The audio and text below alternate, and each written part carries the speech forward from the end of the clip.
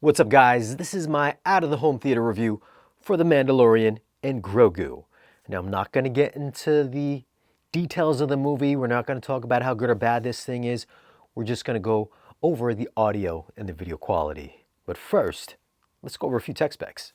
This movie was shot in 4.5K. It's got a 4K DI. It's rated PG-13. Runtime is 132 minutes. The aspect ratio is 239:1 and 1.78. So this movie does retain the IMAX shots seen at your local IMAX theater. And the audio is in Dolby Atmos. Now, before we check out the audio and see how active this Atmos mix is, we are going to take a look at the Dolby Atmos Object Viewer. This is going to show you which speakers are active and which speakers are not active. The green boxes are going to be the active speakers and the black boxes are going to be the inactive speakers. And then the little yellow balls are going to be the objects, which can sometimes move around the entire room. Now, I am using 18 speakers. They're all matching speakers, all by Krix. And I do have 8 subwoofers by RBH. My projector is going to be the Sony 6100 ES. Links are all down in the video's description if you want to find out all the gear that I use for these 4K reviews down there. All right, so right off the bat, keep in mind this is a digital stream, and this is from Disney, and you will have to turn up your volume. So it is, in effect, going to be Atmosed. At least the digital stream is Atmosed. I don't know what it's going to be like on physical media, but if you are watching this on iTunes or your favorite streaming service, you are going to have to turn up the volume quite a bit to get this up to your reference level. That being said, coming in at 6 minutes, roughly 6 minutes and 5 seconds in, here we have Mando and some stormtroopers inside of an AT-AT shooting lasers at each other, and you can hear the lasers ping-ponging back and forth between the front stage and the backstage. So you will hear them shooting from behind you, aiming at Mando up front. So it does have some pretty good panning. And then coming in at around 20 minutes, we have a scene inside of the Hutt's hideout or the Hutt's cave. And as far as the ambiance in this room, it feels really big, really spacious, and just really cavernous, with a really good ambiance in the lower channels and also in the height channels as well. And you might have noticed that there's not a lot of stuff happening in the top front channels, but in the top middle and the top rear channels, that's where most of the action is going to take place. That is, of course, if you are running with 6 top channels. If you're running with 4 top channels, then all 4 are going to get pretty heavy usage throughout this entire movie. But for the 6 top channel guys, only the top middle and the top rears are going to be used, I'm going to say, for about 90% of this time. But anyways, back to the ambiance in this scene. It does sound really good and really spacious with a lot of echo happening inside this specific shot here. And then coming in at around 39 minutes, 33 seconds, we have the arena fight with Mando and Rhoda.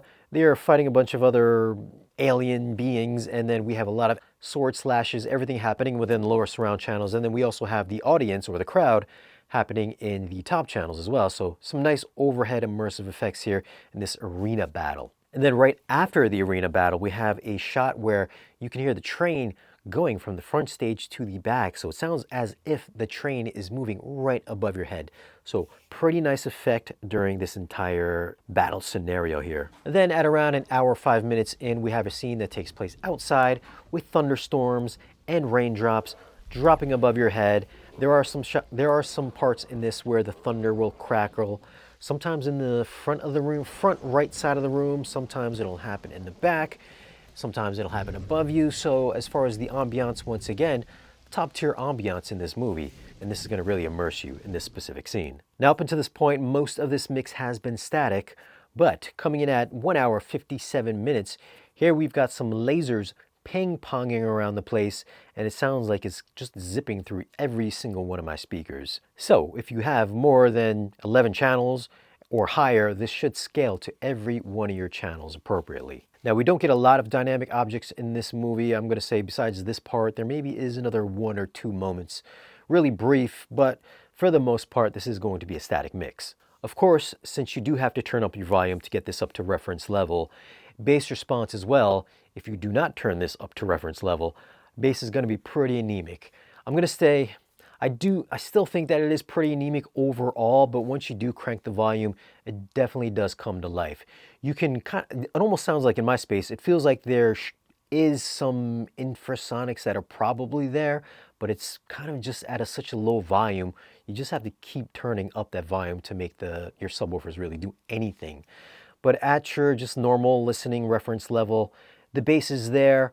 But if you want to just click up your sub or your LFE output, maybe another 5, 6, maybe even 10 dB, you can get a lot more bass response or bass extension out of this mix. But as is, at your calibrated reference level, bass is just a little bit lacking, I found. Now, as far as bass, I did find that the mid-range clarity for Rhoda's voice coming out of the center channel does have some pretty heavy weight to it. So if you have a capable center channel, you will feel the chestiness coming out of Rhoda's voice, which I found to be very pleasant and very surprising from this mix. And of course, just the rest of the dialogue from all the people was always easy to hear throughout, just as long as you turn up your volume. Now, as far as video quality, this movie was shot digitally, so it does look like a digitally shot, digitally clean movie. They did go overboard, I felt, with the depth of field, so everything in the center frame is going to be really in focus, and everything in the background is going to be really soft and out of focus. I found they used this technique quite a lot throughout this entire movie. I don't know if they wanted to do that to make the background seem to blend more with the live action, because I'm sure they probably used the volume at some point in time in this. That being said, as far as like close-ups, there are going to be some really nice, crisp, clean shots in this. The detail on Mando's armor is really clean, really crispy looking. You can tell that this is not made out of real metallic armor. It does look like it's kind of just painted on cosplay, but the detail is so good you can kind of make out those little minute details throughout the costume work. And as far as Grogu, he definitely looks like a puppet, but the detail work on Grogu does look really great on all those close-up shots. The CG effects in this movie, I do think they look a little bit better than they did in the TV show, so this does have more of a cinematic feel over what you saw on the TV show. Now, besides the CG, which is obviously, it's going to be pretty heavy in a Star Wars movie, that did look good, but I did like the little stop motion maquettes that they used for the battle between Mando and those two robots. I did find it looked better and kind of reminded me more of the OG Star Wars when they would use miniatures back then, rather than Mando interacting with CG creatures like that giant white snake inside the pit. Now, as far as the HDR, it's got a nicely saturated color palette. It is slightly on the muted side, but it's got some really decent looking primary colors and some natural tones. There is no jump off the screen vividness, but it does line up perfectly with what you saw on the TV show.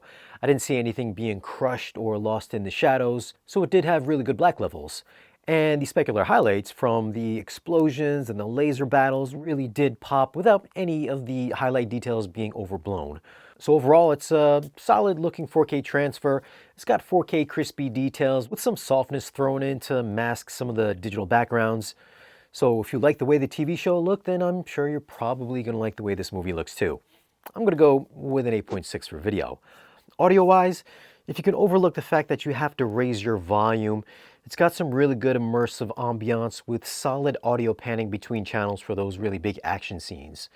Bass could use an extra 10 dB of boost, but as a whole, I thought it was surprisingly engaging, as long as you don't fall asleep.